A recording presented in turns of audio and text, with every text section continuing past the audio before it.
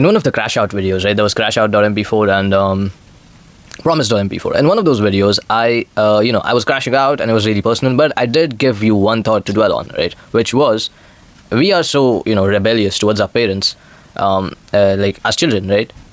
The same way we are rebellious towards God, right? For me, it's been like, a really complicated love-hate relationship. Like, why is God making my life shit and stuff? But, it's come down to a point where it's like, why do I even deserve to have a good life? To be honest, like, I am so, we are so insignificant in the grand scheme of things, right? I'm not even talking about, like, universe scale. I'm talking, bro, talk about your city scale. What impact? Have you even been the most impactful person that's come out of your city? Probably not, right?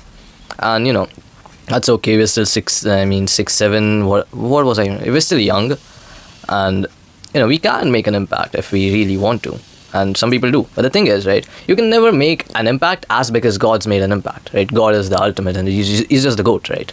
But the thing is, that just upsets me because, frankly, I do not want to believe in God, like become utterly religious, because I started reading my religious book, right? I'm a Hindu, and I've been reading the Bhagavad Gita. I haven't really started reading. I only read the introduction and what's gonna actually be in the book, and like, yeah. And in the introduction, right, the author uses this analogy. It's a translated version, so the writer is different. The author has this analogy where all of the function, like all the organs of the body, right, the mouth, feet, whatever, all of their purpose is to feed the stomach, right? Everything they do is to feed the stomach, and when the stomach is well fed, they are, their job's done, and they are pretty much healthy, alive.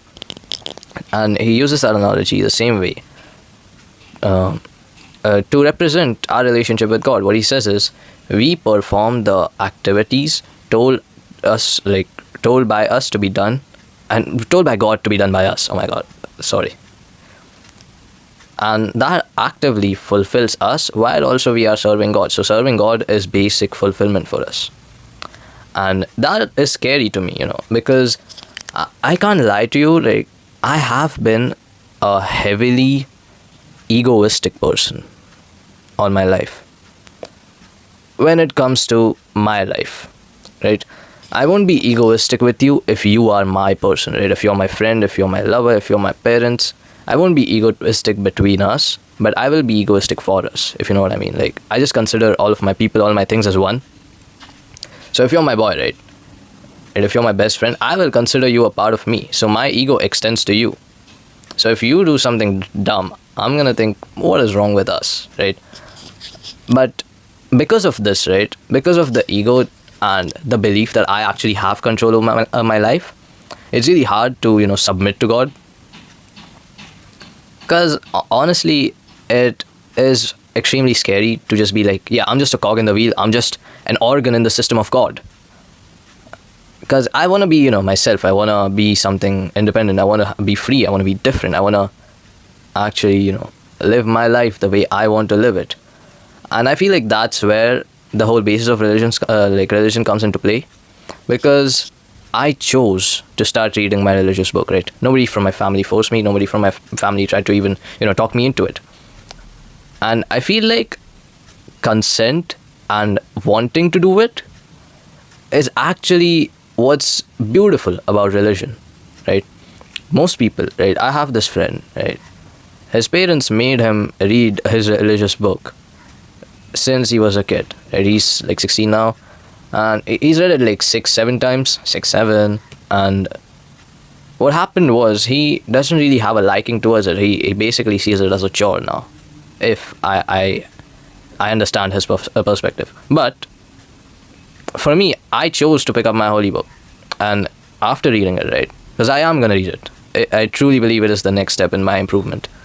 After I'm done reading it, maybe I love it, maybe I don't. But that's still on me. And to be religious, to submit to God, is also on you. It's not losing control if you are handing over control to the one who already has it, right? And okay, that was a really shitty analogy. Let me explain it in this way.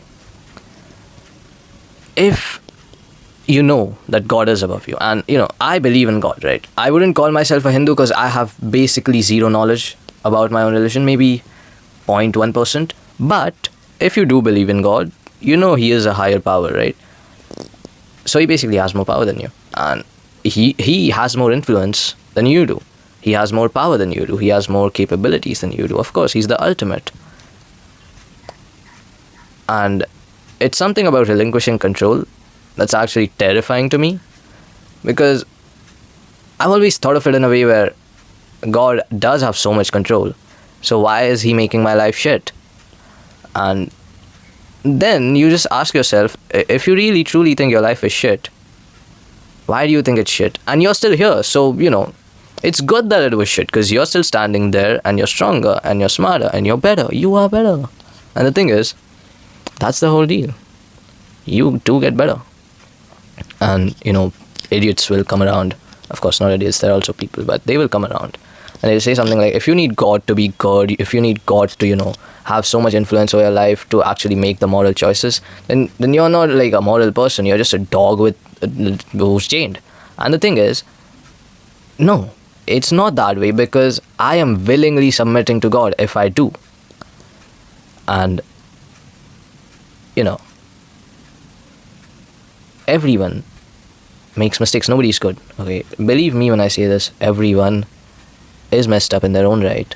Everyone makes shitty choices, and some people are aware of them, some people aren't, some people regret them, some people don't, some people just go with the flow. But ultimately, you can never be 100% moral. You can never be 100% good, right? Because you don't know what's true. You don't know what's real completely. So how can you be good completely? And what God does is He forgives. So if you're a completely moral person, sure, if God does exist, if heaven and hell do exist, and you don't believe in God, you'll still go to heaven if you've been 100% moral, not in your image, but in God's image. And it's really difficult to go down a religious path when there's so many religions. And I'm only inclined towards Hinduism because I grew up in India. I grew up around a bunch of Hindus. My family is a Hindu family. So of course I'm gonna lean towards religion. I'm also a little bit afraid that if I lean to some other religion, my parents, grandparents might object, might feel bad. But that's a discussion for a later time when I'm actually trying to be religious. But yeah, I think I'm gonna start reading my holy book, because to be honest, I've relapsed quite a lot in going back to my bad habits and all of that stuff. It's happened like 4 times since the start of this channel, and I have had more good days than I have had bad ones. The bad ones being the days where I actively relapse and actively am unproductive to the max. And that's one benefit of having the channel. It keeps me aware of myself. It keeps me accountable. And so does God. God keeps you accountable. If you actually know what you're doing, if you're aware, and if you actually follow what you believe He's written. And ultimately, if God doesn't exist, at least we were good, right? Because I remember someone drew a chart. It was some like old-ass philosopher or some shit.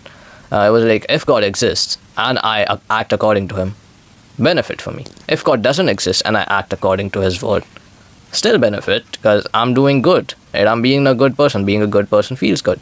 If God does exist and I'm doing the bad stuff, then that's hella downgrade, hella shit, really bad. Because then you will be pushed away from God, away from the one who truly loves you. And if God doesn't exist and you being a piece of shit, you still die in the end. It doesn't matter. So it's like, if God exists, you can either have everything or have negative everything. And if God doesn't exist, you can have either nothing or nothing. So, it's kind of a no-brainer to believe that God exists, but it's extremely difficult to actually bring yourself to align with God's understanding of you. And God understands you like nobody else does, because He's made you. But yeah, this sounds very preachy, very, very religious and old school, but whatever. This is just how I am. # deal with it. Whatever. Good night.